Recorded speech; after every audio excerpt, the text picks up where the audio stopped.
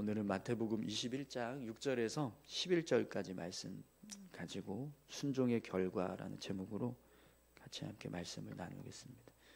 네, 어제 예수님이 예루살렘을 입성하실 때 나귀 새끼를 타고 입성하시는 모습을 보았습니다. 네, 그 모습이 스가랴서 9장 9절에 나와 있는 메시아에 관한 예언을 성취하는 모습이라는 것을 우리가 함께 말씀을 나눴었는데요. 그래서 예수님이 하나님의 말씀에 순종하는 어떤 믿음의 모습을 우리가 함께 살펴봤습니다. 자, 그러면 여러분, 예수님께서 이렇게 스가랴서 9장 9절에 나와 있는 이 예언의 말씀을 성취했을 때 그 결과가 이제 어떤 모습인가, 그 결과를 우리가 좀 같이 함께 살펴보길 원하는데요. 오늘 본문 6절에서 9절까지 말씀을 보시면 이제 예수님께서 그렇게 스가랴서 9장 9절에 있는 말씀 그대로 예루살렘에 입성하시는 모습을 이제 보여주고 있습니다. 우리 다시 한번 보시죠. 6절부터 9절입니다. 제자들이 가서 예수께서 명하신 대로 하여 나귀와 나귀 새끼를 끌고 와서 자기들의 겉옷을 그 위에 앉음에 예수께서 그 위에 타시니 무리의 대다수는 그들의 겉옷을 길에 펴고 다른 이들은 나뭇가지를 베어 길에 펴고 앞에서 가고 뒤에서 따르는 무리가 소리 높여 이르되 호산나 다윗의 자손이여 찬송하리로다 주의 이름으로 오신 이여 가장 높은 곳에서 호산나 하더라. 아멘. 제자들이 예수님께서 말씀하신 대로 나귀와 나귀 새끼를 데리고 왔습니다. 그리고 겉옷을 펴서 나귀 새끼 위에 안장을 만들기 위해서 한 제자는 자신의 겉옷을 예수님이 타실 나귀 새끼 위에 덮기도 합니다. 또 나머지 제자들은 길에 자신들의 겉옷을 펴서 깔고 또 다른 사람들은 나뭇가지를 베어다가 길에 펴고 앞에서 가고 뒤에서 따라가면서 호산나 다윗의 자손이여 찬송하리로다 주의 이름으로 오시는 이여 가장 높은 곳에서 호산나 이렇게 외치는 겁니다. 이렇게 사람들이 예수님의 이 예루살렘 입성을 뭔가 특별한 의미를 담은 것처럼 행동을 하고 있죠. 그래서 이 모습을 예루살렘에 살고 있는 사람들이 보게 되는데요. 이 모습을 보면 충분히 예수님께서 예루살렘에 입성하시는 모습이 이 예루살렘에 거주하는 사람들의 시선을 끌 수 있는 그런 상황이 되고 있다라는 것을 알 수 있습니다. 그래서 오늘 본문을 보면 예루살렘에 사는 사람들의 반응을 기록하고 있는데요. 10절에서 11절까지 말씀입니다. 예수께서 예루살렘에 들어가시니 온 성이 소동하여 이르되 이는 누구냐 하거늘 무리가 이르되 갈릴리 나사렛에서 나온 선지자 예수라 하니라. 아멘. 본문을 보시면 온 성이 소동하여 이르되 이렇게 기록하고 있습니다. 예루살렘 성이 온통 소동이 일어나게 된 거죠. 그리고 사람들이 예수님이 누구신가에 대한 궁금함이 생겼습니다. 그래서 누구냐 사람들이 서로 막 이야기하는 거죠. 저 사람이 누구냐 이렇게 이야기를 하는 겁니다. 그래서 갈릴리 나사렛에서 나온 선지자 예수다 이렇게 사람들이 서로 이야기를 하는 모습이 되었습니다. 여러분 예수님께서 예루살렘을 입성하실 때 나귀 새끼를 타고 입성하시는 이 모습을 통해서 사람들이 알게 된 사실, 오늘 본문은 뭐라고 말씀하고 있죠? 갈릴리 나사렛에서 나온 선지자다. 이걸 사람들이 알게 됩니다. 예수님이 스가랴서 9장 9절의 말씀을 그대로 따라서 나귀 새끼를 타고 예루살렘으로 입성해 가시는데 그 모습을 보고 사람들이 저 사람이 누구냐 이렇게 서로 궁금해하면서 이야기를 하니까 답을 하는 거죠. 이 사람은 갈릴리 나사렛에서 나온 선지자 예수다. 이렇게 사람들이 이야기를 했다는 거예요. 자, 그럼 여러분 이 모습을 한번 생각해 보십시오. 마태복음 16장에 보면 예수님께서 제자들에게 가이사랴 빌립보에서 사람들이 나를 누구라 하느냐 이렇게 물으셨던 일이 있습니다. 그때 제자들이 어떤 사람은 세례 요한이라고 하기도 하고, 또 어떤 사람은 엘리야라고 얘기도 하고, 예레미야라고 말하는 사람도 있고, 또 어떤 사람들은 선지자 중에 한 사람입니다, 이렇게 이야기하는 사람도 있습니다. 그렇게 이야기를 했죠. 근데 그때 베드로가 뭐라고 그랬죠? 주는 그리스도시요 살아계신 하나님의 아들이십니다, 이렇게 고백을 했습니다. 그래서 예수님이 그때 베드로의 고백을 들으시고 정말 기뻐하셨습니다. 그래서 베드로를 칭찬하시는데요. 근데 오늘 본문 말씀을 보시면 예수님이 지금 스가랴서 9장 9절에 이제 말씀을 그대로 이제 성취하시는 일을 했습니다. 근데 이 스가랴서 9장 9절은 메시아에 관한 예언이에요. 스가랴 선지자를 통해서 메시아가 이 땅에 오시면 이런 모습으로 예루살렘에 들어가시는 일을 하실 거다, 이걸 500년 전에 이제 예언을 한 겁니다. 그런데도 불구하고 오늘 본문에서 사람들이 예수님께서 그렇게 스가랴서 9장 9절에 이 말씀을 성취하시는 메시아의 예언을 성취하는 일을 했음에도 불구하고 수많은 사람들의 관심을 끌기는 했지만 사람들이 알게 된 사실은 무엇입니까? 이분이 메시아시구나. 스가랴서 9장 9절에 스가랴 선지자가 선포했던 그 메시아에 관한 예언의 말씀을 근거로 했을 때 이분이 메시아이구나, 이렇게 아는 게 아니라 갈릴리 나사렛에서 나온 선지자 예수, 이렇게 사람들이 알았다라는 거예요. 사람들은요, 예루살렘에 살고 있는 수많은 사람들은 지금 이 일을 통해서 예수님께서 스가랴 선지자가 예언한 바로 그 메시아라는 사실을 전혀 몰랐습니다. 심지어 제자들도 몰랐어요. 제자들도 지금 예수님께서 왜 이런 일을 하시는가에 대해서 전혀 몰랐습니다. 요한복음 12장 15절 16절 말씀인데요. 이는 기록된 바 시온 따라 두려워하지 말라. 보라, 너의 왕이 나귀 새끼를 타고 오신다함과 같더라.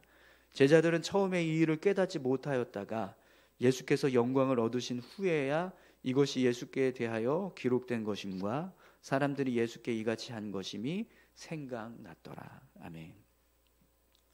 요한복음 12장에 보면 제자들도 지금 이 예루살렘으로 입성하시는 예수님의 모습을 보고 이거 왜 하는 거지?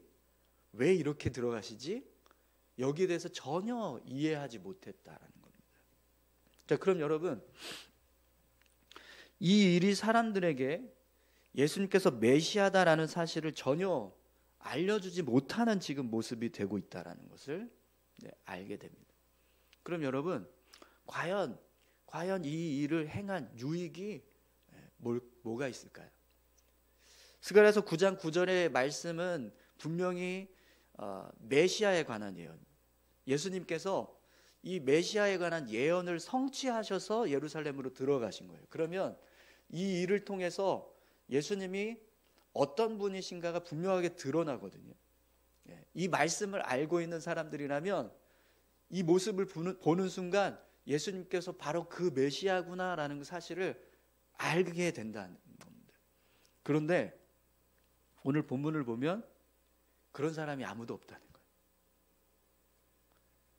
이분이 메시아이시구나라는 걸 아는 사람이 아무도 없어요.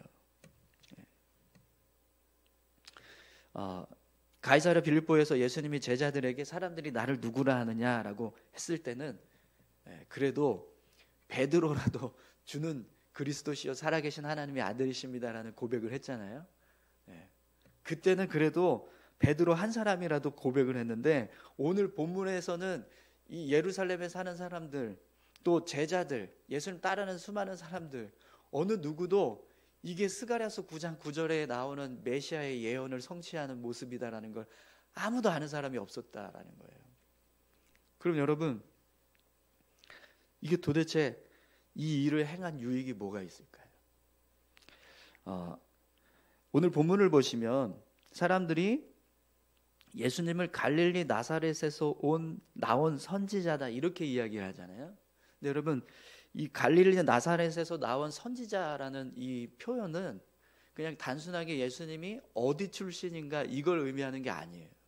유대인들은 이 갈릴리 나사렛이라고 하는 이 지역을 아주 그냥 쫙 변방에 있는 시골 깡촌, 정말 뭐 선한 게 있을까 싶을 그런 아주 낙후된 그런 어떤 지역, 한 지역, 그런 지역에서 나온 선지자다, 이렇게 표현한 거거든요. 예수님을 굉장히 아주 하찮은 동네에서 나온 정말 그냥 무명의 한 선지자, 이런 식으로 표현을 하고 있는 거예요. 여러분, 사람들이 예수님을 이런 식으로 인식을 하는 것은 어쩌면 당연한 일일지도 모르겠어요. 예수님께서 이제 예루살렘으로 입성하실 때 타고 가시는 이 짐승이 뭐죠? 나귀 새끼입니다. 새끼. 여러분, 나귀는 말 종류 중에서 가장 등치가 작은 짐승인 거 아시죠? 근데 그 중에서도 나귀 새끼를 타고 가세요. 그 새끼는 얼마나 작겠습니까? 정말 보잘것없어 보이는 그 짐승을 타고 예수님 가시는 거예요. 또 안장이라고 해봐야 그냥 제자들이 입고 있던 겉옷을 깔고 그걸 안장이라고 하고 갑니다. 사람들이 겉옷을 펴서 길에 펴고 나뭇가지를 베어다가 길에 놓고 가지만 그 모습이 과연 얼마나 영광스럽게 보입니까? 얼마나 능력 있는 모습처럼 보이겠습니까? 그런 모습으로 나타난 선지자에 대해서 누가 능력 있는 선지자가 지금 예루살렘으로 들어오고 있구나, 이렇게 생각을 하겠어요. 본문에 보면 예수님을 따르는 사람들이 호산나 다윗의 자손이여 찬송하리로다, 주의 이름으로 오시는 이여 가장 높은 곳에서 호산나라고 외쳤습니다. 근데 이 소리를 듣는 예루살렘 사람들은요, 예수님을 바라보면서 그렇게 생각하지 않았다.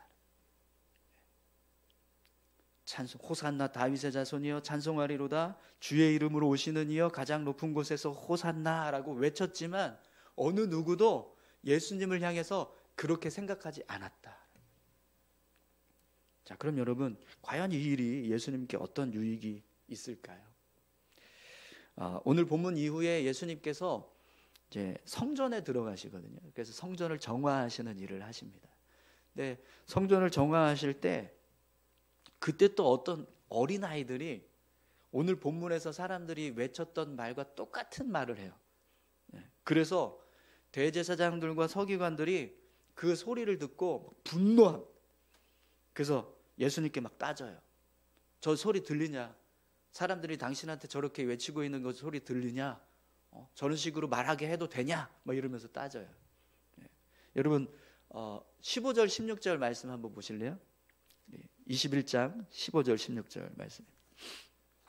대제사장들과 서기관들이 예수께서 하시는 이상한 일과 또 성전에서 소리질러 호산나 다윗의 자손이여 하는 어린이들을 보고 노하여 예수께 말하되 이들이 하는 말을 듣느냐?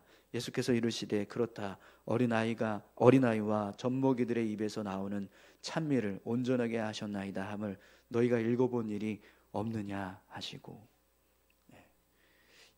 이때 어린아이들이 예수님을 향해서 외쳤던 이 말, 이 소리는 분명히 예수님께서 예루살렘에 입성하실 때 사람들이 했던 그 고백을 똑같이 따라한 걸 거예요. 그죠? 이때 했던 소리를 듣고 여기서도 어린아이들을 같이 똑같이 따라한 거예요.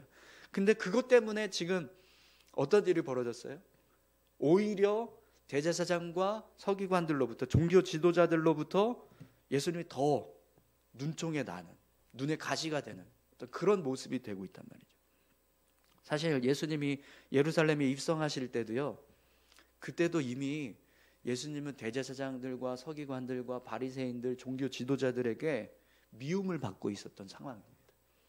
그렇기 때문에 예루살렘으로 들어가는 그 순간의 모습이 이런 식으로 표현되었을 때 오히려 예수님에게는요 더 불이익이 되었을지도 모르겠어요. 이것 때문에 더 종교 지도자들로부터 분노하게 되는, 눈에 가시인 것처럼 보여지게 되는 그런 일이 일어난 거란 말이죠. 자, 그러면 예수님께서 예루살렘으로 입성하시는 모습이 메시아에 관한 예언을 성취하는 일임에도 불구하고 사람들은 전혀 그 사실을 눈치채지 못하고, 아는 사람이 아무도 없고 제자들조차도 그걸 몰랐고, 또 이것으로 인해서, 이 일로 인해서 예수님은 더 종교 지도자들에게 눈밖에 나는 상황이 되었습니다.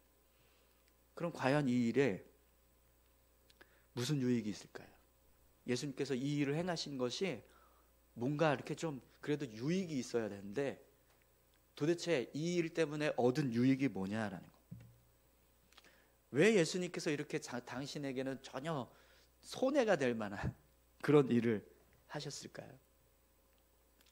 겉으로 보여지는 유익은 전혀 없어 보입니다.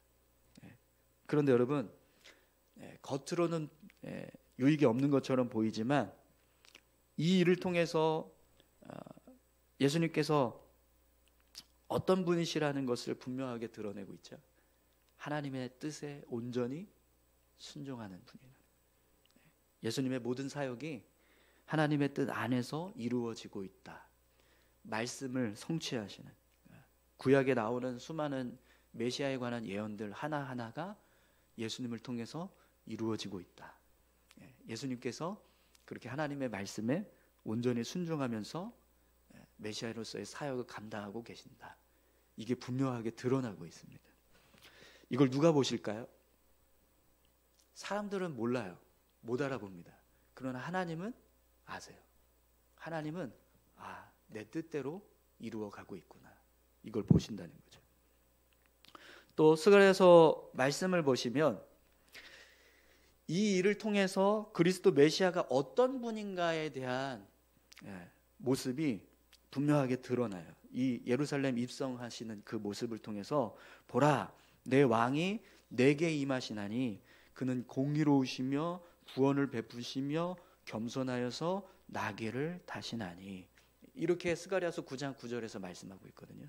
그러니까 예수님께서 예루살렘으로 입성하시는 모습 속에는 예수님이 세상 왕들처럼 사람들을 군림해서 억압하고 다스리기 위한 통치자 왕으로 오시는 분이 아니라 그들을 구원하시기 위해서 오시는 공의의 왕, 겸손의 왕이라는 걸 드러내고 있다. 물론 사람들은 그걸 전혀 알지 못했습니다. 그럼에도 불구하고 예수님께서는요, 지금 당신이 내가 수많은 사람들을 공의로 또 섬김으로 그들을 구원하기 위해서 이 땅에 왔다. 이걸 선포하고 계시는 겁니다. 또 성경학자들은요, 예수님께서 예루살렘으로 입성하시는 모습이 전쟁에 승리하고 축하를 받으면서 성으로 들어가는 왕의 모습과 똑같다라고 이야기를 합니다. 이제 개선 장군이 수많은 사람들에게 축하를 받으면서 그 승전보를 알리는 그런 입성의 모습처럼 예수님도 지금 그렇게 예루살렘으로 입성하신다는 거예요. 왜 이 모습이 그런 모습이 되냐? 앞으로 예수님께서 행하실 십자가 사건이 죄와 사망의 권세를 이기는 승리의 역사라는 겁니다. 그걸 미리 선포하시기 위해서 예수님이 이런 모습으로 예루살렘으로 들어가고 계신다라는 거죠. 그래서 예수님께서 나귀 새끼를 타고 예루살렘으로 입성하시는 이 모습은 십자가가 승리의 사건이다. 사망과 죽음, 죄와 사망의 권세를 이기는 승리의 역사가 될 것이다. 이걸 선포하면서 예루살렘으로 입성하시는 모습이 되고 있다는 거예요. 자, 그럼 여러분, 이 예루살렘 입성이 겉으로 보여지는 유익은 전혀 없지만 영적인 눈으로 보면 하나님의 뜻이 온전히 이루어지는 순종의 결과가 되고 있고 또 그 모습을 하나님께 인정받고 있는 거예요. 비록 사람들은 전혀 알지 못했지만 예수님께서 공의의 왕이고 겸손의 왕으로 이 땅에 오셨다라는 것을 선포하고 계십니다. 앞으로 예수님께서 이루실 십자가 사건이 영적인 어떤 승리를 선포하는 사건이다라는 것을 드러내고 있습니다. 자, 그럼 여러분, 이 일이 과연 예수님에게 유익이 되는 일입니까? 유익이 되지 않는 일입니까? 여러분 어떠십니까? 이게 유익이 되는 일인가요? 아니면 유익이 되지 않는 일인가요? 유익이 되는 일입니다. 아멘이신가요? 왜 그렇죠? 사람들에게 자신을 드러내고 사람들로부터 인정받는 모습은 전혀 없습니다. 그러나 하나님께 인정을 받고 있습니다. 또 하나님의 뜻을 이루고 하나님의 나라를 세우는 일이 되고 있기 때문에 여러분 오늘 이 말씀을 통해서 우리가 깨닫게 되는 것은요, 언제 우리가 순종해야 하는가. 여러분 언제 순종해야 될까요? 내게 유익이 있으면 순종하고 내게 유익이 없으면 순종하지 않아도 될까요? 그렇지 않습니다. 여러분 순종은요, 나를 위해서 하는 게 아니라 순종을 나에게 명령한 그 대상을 위해서 하는, 내 유익을 위해서 순종하는 게 아니라 나에게 순종을 명령한 그 누군가의 어떤 사람이건 어떤 대상이건 그 대상을 향해서 대상의 유익을 위해서 내가 순종하는 거라니까. 우리가 하나님의 말씀에 순종한다라고 했을 때 그 순종의 모습에는요, 나에게 유익이 있기 때문에 내가 하나님 말씀에 순종하는 게 아니라 하나님께 유익이 되기 때문에 내가 순종하는 거라는 거예요. 여러분 언제 순종해야 된다고요? 나에게 유익이 있을 때 순종하는 게 아니라 나에게 순종을 요구한 그 대상에게 유익이 있을 때 순종하는 겁니다. 여러분 우리가 교회를 위해서 순종해야 될 때, 교회를 위해서 순종해야 하는 이유는 나에게 유익이 돼서가 아니라 교회에 유익이 돼서입니다. 교회에 유익을 줄 수 있다면 내가 순종하겠다. 이게 교회를 향한 순종의 모습이라는 거예요. 근데 여러분 그 속에는 내가 그만큼 교회를 사랑하고 있다, 내가 그만큼 그 교회를 주관하시는 주인 되시는 예수님을 사랑하고 있다, 그 주님을 위해서, 그래서 내가 교회를 위해서 순종한다, 헌신한다, 이런 나의 믿음이 담겨지게 됩니다. 여러분 내가 왜 순종해야 하는가? 그것은 순종이 나의 믿음을 드러내기 때문입니다. 어제도 말씀드렸지만 순종은요, 믿음의 결과. 내가 믿기 때문에 순종한다는 거예요. 내가 어떻게 순종해야 되는가? 순종은 시키는 자의 뜻에 따라서 하는 거예요. 내가 그냥 하고 싶은 대로 하면 그게 순종이 아니라 누가 명령을 했든 누가 요구를 했든 그 요구한 사람, 명령한 사람, 그 사람, 하나님의 말씀이든 그게 누구 어떤 나보다 높은 어떤 지위를 가지고 있는 사람이든 누군가 나에게 어떤 명령을 했을 때 그 명령에 그대로 그 사람이 원하는 대로 따라가는 거, 그게 순종이라는 거예요. 내가 언제 순종해야 되는가? 나의 유익이 있어야 순종하는 게 아니라 내게 명령한 사람의 유익을 위해서 순종해야 된다는 겁니다. 그게 사람이든 하나님이시든 말씀이든 교회든 내가 아니라 그 명령한 대상이 유익이 될 때, 여러분 그런 모습으로 우리가 하나님의 뜻을 따라서 순종하는 삶을 살게 된다면 분명 우리 삶은요, 오늘 이제 예수님의 모습처럼 하나님의 선하신 뜻을 드러내는 그런 존귀한 삶의 모습이 될 줄 믿습니다. 하나님, 우리의 삶이 나의 유익이 아니라 하나님을 위한, 하나님의 유익을 위한 삶이 되게 해주십시오. 하나님께 유익이 되고 교회에 유익이 되며 주저하지 않고 내가 그 뜻에 순종하겠습니다, 이렇게 나아가는 것이 결국에는 우리의 믿음이라는 거죠. 그리고 그 모습이 순종입니다. 그리고 그 순종의 결과는요, 나에게는 유익이 없을 수도 있지만 하나님께는 영광이 되고요, 하나님이 기뻐하시는 일이 됩니다. 사랑하는 성도 여러분, 오늘 저와 여러분들이 이 순종의 결과들을 생각하시면서 우리가 그렇게 믿음으로 순종하는 삶을 살아가실 수 있기를 소망합니다. 우리 같이 함께 기도하실까요? 하나님, 우리에게 믿음을 주셔서 온전히 하나님의 뜻에, 하나님 말씀에 순종할 수 있는 믿음의 삶을 살아갈 수 있게 주님 도와주십시오.